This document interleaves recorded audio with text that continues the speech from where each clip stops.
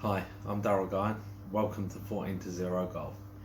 I'm going to teach you how I cured my yips. 5 lessons that are so easy. We'll do it over a coffee.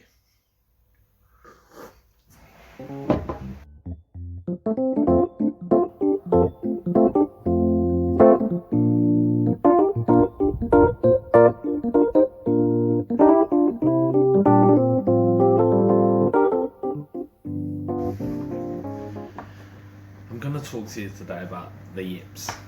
4-letter word that I hate to even talk about, just like a shank. When I was doing my YouTube channel, I thought, can I teach people putting?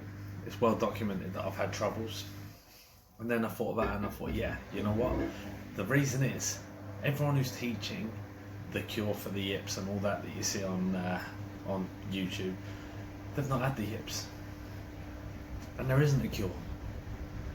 I've had the yips, and I fixed the yips myself.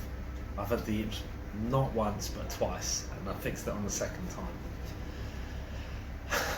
To explain what my problems were, I've got technical, I've had lessons before. If we go back 10 years, I've had lessons, got my putting technically good, and I was bad, and I get worse again.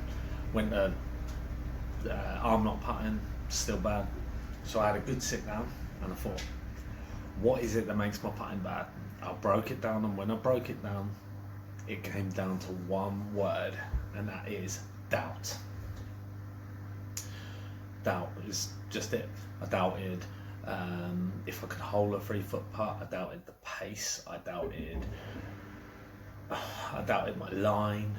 But then when I doubted my line, I doubted my pace again. So I'm going to give you 5 lessons, and they are that simple. I don't know why I'm waving a pen around.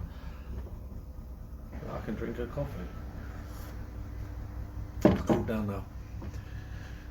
Lesson number 1. Tell yourself how good you are. It's that simple. I mean it. Tell yourself how good you are. I mean, honestly, I am a brilliant partner. I hold everything within 5 foot, not a problem.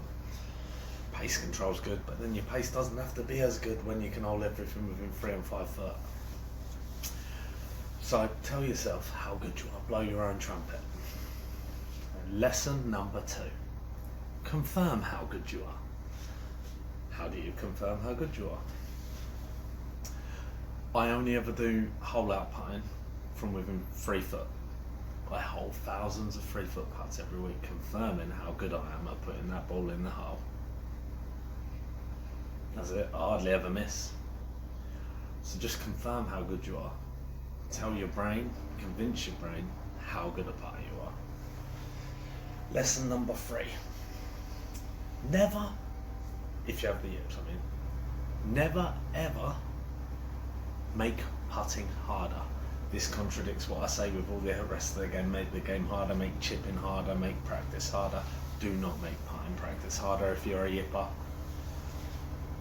All these drills, you got the drills where you have the tee like from like 2-3 foot and you hit a tee. What good is that if you've got the yips and you miss the tee 50 times? You're making the hole smaller, doing things like that. Don't do it. Do not make putting harder if you have the yips. Just hole out in a 4 1/4 inch hole thousands of times. Lesson number 4. Get your pace right. For 1, find your pace you like to putt at. Try and be consistent at that. For 2, I practice in my house. I've got a 20-foot putt to a door bar. I try and get the stop on the door bar, and then there's a 10-foot putt, 10 foot short of it obviously, and I go back and forth doing different distances, 10 and 20. But my mistake that I used to make, that sort of rectifies that. If you're on a putting green, you can putt to a fringe, or you can putt to a box made of tees, so making that target bigger, but you're trying to weight it. My problem, I used to try and putt long putts, try and hold 25-foot putts, end up 3-putting and get that in my head. I'm 3-putting and things like that. But my other problem that I made was I only done distance control from a long way away. what I tend to do when I'm practicing, I even do 3 foot putts, 4 foot putts, 6 foot putts. You can do 5 foot if you want. But I do this by getting 2 balls 3 foot away from me, putting them a foot apart and trying to get the ball to stop on the invisible line between it. 4 foot, doing the same, 6 foot. Because when you get into your 3 and your 5 foot putts, and especially when they're breakers, you don't have to doubt your pace. You know the pace you putt at. Very often you don't have to start whacking it at the hole or trying to wait it to break. You know you can then start committing to that break because you know your pace, and that's that doubt gone from your mind. That brings me to lesson number 5. Only practice as long as you need to.